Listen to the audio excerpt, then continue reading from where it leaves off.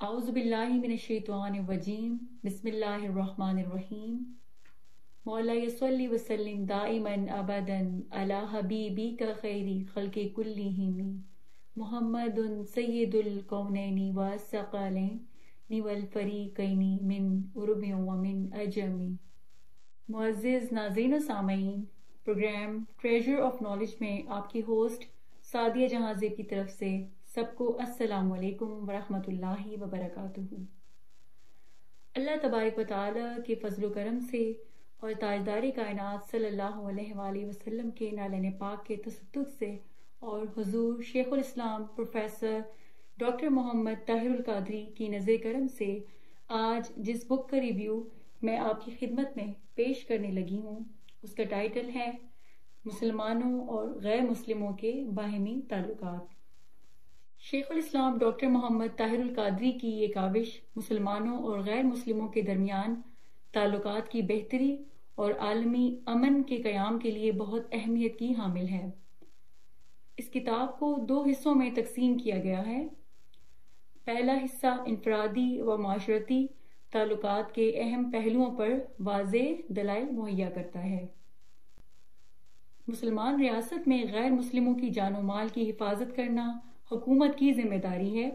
اس عمل کی مختلف صورتیں بیان کی گئی ہیں کہ عورتوں، بچوں، بوڑھوں اور مذہبی رہنماؤں کی بھی اسی طرح حفاظت کی جائے جس طرح غیر ملکی سفارتکاروں کی سیکیورٹی کی ذمہ داری عائد ہوتی ہے۔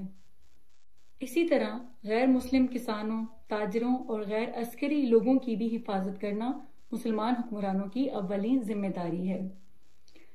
دین اسلام نے غیر مسلموں کو اپنے عقیدے اور مذہب پر عمل کرنے کی مکمل آزادی دی ہے اور حکم دیا ہے کہ مذہبی تفریق کے باوجود تمام غیر مسلموں کے مذہبی مراکز اور عبادت گاہوں کی حفاظت کی جائے۔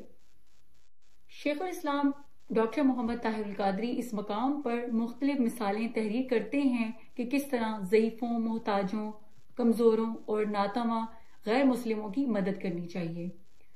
انہوں نے مسلمز اور نان مسلمز کے ساتھ معاملات حل کرنے کی مثالیں بھی تفصیلاً بیان کی ہیں۔ تو ناظرین، ہم چیپٹر 1 کا جائزہ لیتے ہیں جس کا ٹائٹل ہے کسی انسانی جان کا قتل بدترین گناہ کبیرہ ہے۔ اللہ تبارک و تعالی سورۃ المائدہ میں فرماتے ہیں کہ جس نے کسی شخص کو بغیر قصاص کے یا زمین میں فساد پھیلانے کی سزا کے بغیر ناحق قتل کر دیا تو گویا اس نے معاشرے کے تمام لوگوں کو قتل کر ڈالا۔ یعنی جس نے کسی ایسی جان کا قتل حلال جانا جس کا ناحق قتل کرنا اللہ تعالیٰ نے حرام کر رکھا ہے تو گویا اس نے تمام لوگوں کے قتل کو حلال جانا، کیونکہ جس جان کا قتل حرام ہے اس کے قتل کو حلال سمجھنا بھی ارتکاب کفر ہے۔ وہ ایسے ہی ہے جیسے اس نے تمام لوگوں کے قتل کو حلال جانا، کیونکہ جو شخص کتاب اللہ کی ایک آیت کا انکار کرتا ہے وہ پوری کتاب کا انکار کرنے والا ہے۔ بے شک اس آیت مبارکہ میں ایک اور اہم نقطہ بھی بیان ہوا اور وہ یہ کہ کسی جان کے قتل کو حلال جاننے والے پر تمام لوگوں کے قتل کا گناہ لازم آئے گا، کیونکہ عالم انسانیت کے ایک فرد کو قتل کر کے گویا اس نے پوری انسانیت پر حملہ کیا ہے۔ بے شک حضرت مجاہد نے فرمایا کہ جس شخص نے ایک جان کو بھی ناحق قتل کیا تو وہ اس قتل کے سبب دوزخ میں جائے گا، جیسا کہ وہ تب دوزخ میں جاتا اگر وہ ساری انسانیت کو قتل کر دیتا، یعنی اس کا عذاب دوزخ ایسا ہوگا جیسے اس نے پوری انسانیت کو قتل کر دیا۔ بے شک چیپٹر نمبر 2 کا جائزہ لیتے ہیں جس کا ٹائٹل ہے غیر مسلموں کے جان و مال اور عزت و آبرو کا تحفظ اہم ترین ذمہ داریوں میں سے ہے۔ حضرت خالد بن ولید رضی اللہ تعالی عنہ نے حضور نبی کریم صلی اللہ علیہ وآلہ وسلم سے یہ حدیث ان الفاظ کے ساتھ بھی روایت کی ہے: خبردار، میں تم پر غیر مسلم اقلیتوں کے اموال پر ناحق قبضہ کرنا حرام قرار دیتا ہوں۔ ایک روایت میں حضرت خالد بن ولید رضی اللہ تعالی عنہ بیان کرتے ہیں کہ رسول اللہ صلی اللہ علیہ وآلہ وسلم نے غزوہ خیبر کے موقع پر غیر مسلم شہریوں کے اموال پر قبضہ کرنا حرام قرار دے دیا۔ بے شک ایک اور روایت میں یحییٰ بن سعید بیان کرتے ہیں کہ حضرت ابو بکر صدیق رضی اللہ تعالیٰ عنہ نے شام کی طرف لشکر روانہ کیے تو آپ یزید بن ابی سفیان کے پیچھے تشریف لے گئے اور فرمایا، میں تجھے 10 چیزوں کی وصیت کرتا ہوں کہ کسی بچے کو ہرگز قتل نہ کرنا، کسی عورت کو ہرگز قتل نہ کرنا، کسی ضعیف العمر شخص کو ہرگز قتل نہ کرنا، کسی پھلدار درخت کو ہرگز نہ کاٹنا، کسی آباد علاقے کو بے آباد ہرگز نہ کرنا، کسی بکری اور اونٹ کو جائز طریقے سے کھانے کے مقصد کے علاوہ ہرگز نہ کاٹنا، کسی کھجور کے درخت کو ہرگز نہ ڈبونا، نہ اسے جلانا، خیانت ہرگز نہ کرنا اور بزدلی ہرگز نہ دکھانا۔ بے شک اس سے امام مالک نے اور امام ابن ابی شیبہ نے مذکورہ الفاظ میں روایت کیا ہے۔ تو ناظرین یہ تھا چیپٹر 2 کا مختصر جائزہ احادیث کی روشنی میں۔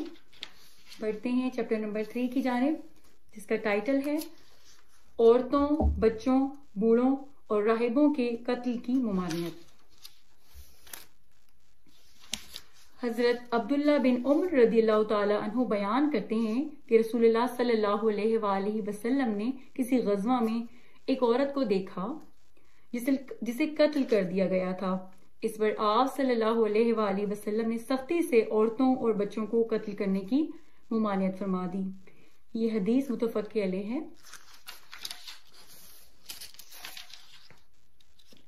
ایک اور جگہ حضرت انس رضی اللہ تعالیٰ عنہ سے مروی ہے کہ رسول اللہ صلی اللہ علیہ وآلہ وسلم جب کسی قوم سے لڑتے تو اس وقت تک لڑائی شروع نہ کرتے جب تک صبح نہ ہو جاتی۔ سبحان اللہ۔ حضرت اسود بن سری رضی اللہ تعالیٰ عنہ بیان کرتے ہیں کہ ہم ایک غزوہ میں شریک تھے، ہم لڑتے رہے یہاں تک کہ ہمیں غلبہ حاصل ہو گیا اور ہم نے مشرکوں کو قتل کیا، حتیٰ کہ لوگوں نے بعض بچوں کو بھی قتل کر ڈالا۔ یہ بات حضور نبی کریم صلی اللہ علیہ وآلہ وسلم تک پہنچی تو آپ صلی اللہ علیہ وآلہ وسلم نے فرمایا، ان لوگوں کو کیا ہو گیا ہے جن کے قتل کی نوبت یہاں تک پہنچ گئی ہے کہ انہوں نے بچوں تک کو قتل کر ڈالا۔ خبردار بچوں کو ہرگز قتل نہ کرنا، خبردار بچوں کو ہرگز قتل نہ کرنا۔ عرض کیا گیا، یا رسول اللہ صلی اللہ علیہ وآلہ وسلم، کیا وہ مشرکوں کے بچے نہیں؟ آپ صلی اللہ علیہ وآلہ وسلم نے فرمایا، کیا تم میں سے جو آج بہتر لوگ ہیں کل یہ بھی مشرکوں کے بچے نہیں تھے؟ سبحان اللہ۔ ایک اور روایت میں یہ اضافہ ہے کہ ایک شخص نے عرض کیا، یا رسول اللہ صلی اللہ علیہ وآلہ وسلم، وہ مشرکین کے بچے تھے۔ آپ صلی اللہ علیہ وآلہ وسلم نے فرمایا، تم میں سے بہترین لوگ بھی تو مشرکین کے بچے ہیں، یعنی ان کے والدین مشرک تھے۔ خبردار بچوں کو جنگ کے دوران قتل نہ کیا جائے، ہر جان فطرت سلیمہ پر پیدا ہوئی ہے، یہاں تک کہ اس کی زبان اس کی فطرت کا اظہار نہ کر دے، پھر اس کے والدین اسے یہودی یا نصرانی بناتے ہیں۔ اگر ہم چیپٹر نمبر 5 کا مختصر جائزہ لیں تو اس کا ٹائٹل ہے غیر مسلموں کے لیے مذہب اور عقائد کی آزادی۔ سورۃ الانعام میں اللہ تبارک و تعالیٰ فرماتے ہیں، اور اے مسلمانوں، تم ان جھوٹے معبودوں کو گالی مت دو جنہیں یہ مشرک لوگ اللہ کے سوا پوجتے ہیں۔ پھر وہ لوگ بھی جواباً جہالت کے باعث ظلم کرتے ہوئے اللہ کی شان میں دشنام ترازی یعنی بدزبانی کرنے لگیں گے۔ بے شک سورہ یونس میں اللہ تبارک و تعالیٰ فرماتے ہیں، اور اگر آپ کا رب چاہتا تو ضرور سب کے سب لوگ جو زمین میں آباد ہیں ایمان لے آتے، اور جب رب نے انہیں جبراً مومن نہیں بنایا تو کیا آپ لوگوں پر جبر کریں گے یہاں تک کہ وہ مومن ہو جائیں؟ بے شک سبحان اللہ۔ سورۃ الغاشیہ کی آیت فذکر انما انت مذکر لست علیہم بمسیطر، اللہ تبارک و تعالیٰ فرماتے ہیں، ترجمہ، بس آپ نصیحت فرماتے رہیے، آپ تو نصیحت ہی فرمانے والے ہیں، آپ ان پر جابر و قاہر کے طور پر مسلط نہیں کیے گئے۔ بے شک سبحان اللہ۔ تو ناظرین چیپٹر نمبر 6 کا جائزہ لیتے ہیں۔ سورۃ البقرہ میں اللہ تبارک و تعالیٰ فرماتے ہیں، بس اگر تم پر کوئی زیادتی کرے تم بھی اس پر زیادتی کرو، مگر اس قدر جتنی اس نے تم پر کی، اور اللہ سے ڈرتے رہو اور جان لو کہ اللہ ڈرنے والوں کے ساتھ ہے۔ بے شک سورۃ الانعام میں اللہ تبارک و تعالیٰ فرماتے ہیں، اور ہر شخص جو بھی گناہ کرتا ہے اس کا وبال اسی پر ہوتا ہے، اور کوئی بوجھ اٹھانے والا دوسرے کا بوجھ نہیں اٹھائے گا۔ سبحان اللہ۔ تو ناظرین، اب ہم چیپٹر نمبر 8 کا مختصر جائزہ لیتے ہیں، جس کا ٹائٹل ہے غیر مسلموں کے ساتھ صبر و تحمل پر مشتمل غیر انتقامی سلوک۔ حضرت عبداللہ رضی اللہ تعالی عنہ بیان کرتے ہیں کہ گویا میں حضور نبی کریم صلی اللہ علیہ وآلہ وسلم کو اس حال میں دیکھ رہا ہوں کہ آپ صلی اللہ علیہ وآلہ وسلم انبیاء کرام میں سے کسی نبی کا ذکر فرما رہے تھے جنہیں ان کی قوم نے مار مار کر لہو لہان کر دیا تھا، اور وہ اپنے چہرے سے خون صاف کرتے ہوئے فرماتے جاتے تھے، اے اللہ میری قوم کو بخش دے کیونکہ یہ لوگ مجھے نہیں جانتے۔ سبحان اللہ۔ ایک روایت میں حضرت انس رضی اللہ تعالی عنہ بیان کرتے ہیں کہ ایک یہودی عورت رسول اللہ صلی اللہ علیہ وآلہ وسلم کے پاس ایک زہر آلود پکی ہوئی بکری کا گوشت لے کر آئی۔ آپ صلی اللہ علیہ وآلہ وسلم نے اس کے گوشت میں سے تھوڑا سا کھایا تو وہ گوشت بول پڑا کہ اس میں زہر ملایا گیا ہے۔ پھر اس عورت کو رسول اللہ صلی اللہ علیہ وآلہ وسلم کے پاس لایا گیا۔ آپ صلی اللہ علیہ وآلہ وسلم نے اس عورت کے اس گوشت کے متعلق پوچھا تو اس نے کہا، میں نے معاذ اللہ آپ کو قتل کرنے کا ارادہ کیا۔ آپ صلی اللہ علیہ وآلہ وسلم نے فرمایا، اللہ تعالیٰ تجھے اس پر قادر نہیں کرے گا۔ راوی بیان کرتے ہیں، یا آپ صلی اللہ علیہ وآلہ وسلم نے فرمایا، مجھ پر قادر نہیں کرے گا۔ صحابہ کرام رضی اللہ تعالیٰ عنہما نے عرض کیا، یا رسول اللہ صلی اللہ علیہ وآلہ وسلم، کیا ہم اسے قتل نہ کر دیں؟ آپ صلی اللہ علیہ وآلہ وسلم نے فرمایا، نہیں، اور اس یہودی عورت کو معاف فرما دیا گیا۔ راوی کہتے ہیں کہ اس زہر کا اثر رسول اللہ صلی اللہ علیہ وآلہ وسلم کے منہ میں ہمیشہ پایا گیا۔ یہ حدیث متفق علیہ ہے اور مذکورہ الفاظ امام مسلم کے ہیں۔ سبحان اللہ۔ ناظرین، چیپٹر نمبر 10 میں سے میں ایک حدیث کا حوالہ ضرور دینا چاہوں گی۔ حضرت عمر بن الخطاب رضی اللہ تعالی عنہ ایک قوم کے دروازے کے پاس سے گزرے تو دیکھا کہ وہاں ایک سائل بھیک مانگ رہا تھا جو نہایت ضعیف اور نابینا تھا۔ حضرت عمر رضی اللہ تعالی عنہ نے اس کے بازو پر پیچھے سے ہاتھ رکھا اور کہا کہ تم اہل کتاب کے کس گروہ سے ہو؟ اس نے کہا، یہودی ہوں۔ آپ رضی اللہ تعالیٰ عنہ نے فرمایا، تجھے اس امر پر کس نے مجبور کیا جو میں دیکھ رہا ہوں؟ اس نے کہا کہ میں ٹیکس کی ادائیگی اور اپنی ضروریات پوری کرنے کے لیے بڑھاپے میں کما نہ سکنے کی وجہ سے بھیک مانگتا ہوں۔ حضرت عمر فاروق رضی اللہ تعالیٰ عنہ نے اس کا ہاتھ پکڑا اور اسے اپنے گھر لے گئے اور اسے اپنے گھر سے کچھ مال دیا، پھر اسے بیت المال کے خازن کی طرف بھیجا اور کہا کہ اسے اور اس قبیل کے دوسرے لوگوں کو دیکھو، خدا کی قسم ہم نے اس کے ساتھ انصاف نہیں کیا کہ اس کی جوانی سے تو ہم نے فائدہ اٹھایا اور بڑھاپے میں اسے رسوا کر دیا۔ پھر آپ نے یہ آیت پڑھی، انما الصدقات للفقراء والمساکین، بے شک صدقات فقراء اور مساکین کے لیے ہیں، اور فرمایا فقراء سے مراد مسلمان ہیں اور یہ اہل کتاب غیر مسلم شہری مساکین میں سے ہیں، اور حضرت عمر رضی اللہ تعالیٰ عنہ نے اس سے اور اس جیسے دیگر کمزور لوگوں کے ٹیکس کو معاف کر دیا۔ سبحان اللہ۔ تو ناظرین مکرم، اس کتاب کے دوسرے حصے میں ممالک کی شرعی تقسیم کے حوالے سے مختلف اقسام پر بحث کرتے ہوئے اسے ایک جغرافیائی سیاست کا درجہ دیا ہے۔ شیخ الاسلام ڈاکٹر محمد طاہر القادری نے اس نظریے کی مختلف مثالیں اور درجہ بندی کی مختلف تشریحات بیان کی ہیں، مثلاً دارالاسلام، دارالامن، دارالحرب، دارالمعاہدہ، دارالصلاح وغیرہ شامل ہیں۔ اس درجہ بندی کے ساتھ یہ بھی واضح کیا ہے کہ کس طرح کئی ممالک درجہ بندی کی تقسیم میں آتے ہیں یا نہیں آتے۔ کتاب کے اس حصے میں مختلف نوعیت کے دلچسپ نکات اٹھائے گئے ہیں جو بین الممالک طویل المدت مستحکم اور اچھے تعلقات سے متعلق ہیں۔ ان مختلف نکات میں ہم ان غیر مسلم ممالک کی مثال بیان کر سکتے ہیں جن کو دارالمعاہدہ میں شمار کیا گیا ہے، کیونکہ ایسے تمام ممالک اقوام متحدہ کے ممبر ہیں۔ ایک مقام پر ڈاکٹر صاحب بیان کرتے ہیں، ہمارے ہاں آج کل علم سے کتنی غفلت ہے کہ اکابر فقہ اسلام کسی غیر اسلامی ملک کو اسلامی ملک شمار کرنے کے لیے بہت چھوٹ دیتے ہیں، جبکہ چند دہشت گرد اپنی کم فہمی اور شریعت اسلامیہ سے دوری کے باعث وہاں خون ریزی اور قتل و غارت گری کے فتاوی جاری کرتے ہیں۔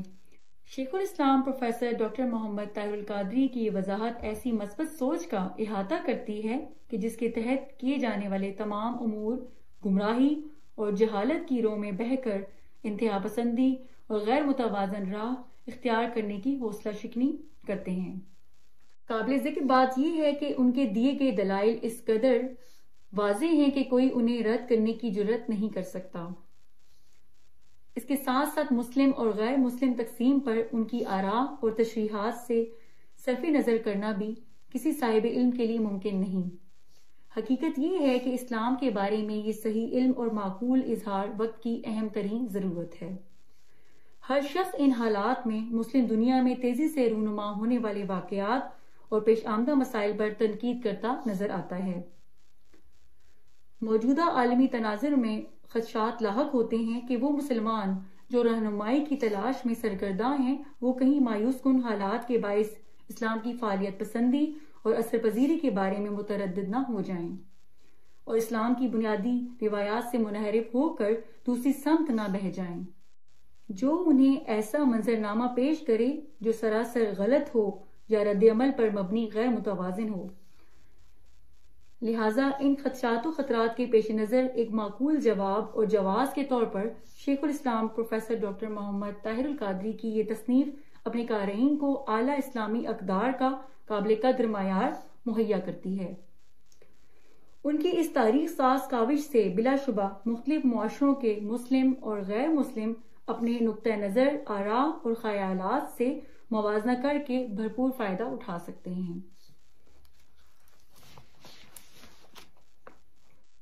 ناظرین، اس دعا کے ساتھ آپ سے اجازت چاہتی ہوں کہ اللہ تبارک و تعالی ہماری رہنمائی فرمائے اور ہمیں دین اسلام کے صحیح کنسیپٹ کو سمجھنے اور اس پر عمل کرنے کی توفیق عطا فرمائے۔ آمین۔ اللہ حافظ۔